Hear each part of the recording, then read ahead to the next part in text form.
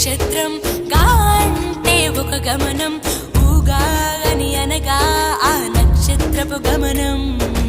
ఊగాది అనగా నక్షత్ర గమనాన్ని లెక్క కట్టడం ప్రారంభించిన రోజు అని అర్థం. తెలుగు జాతికిది శ్రీకారం, ఇదే కొత్త మన సంవత్సరం.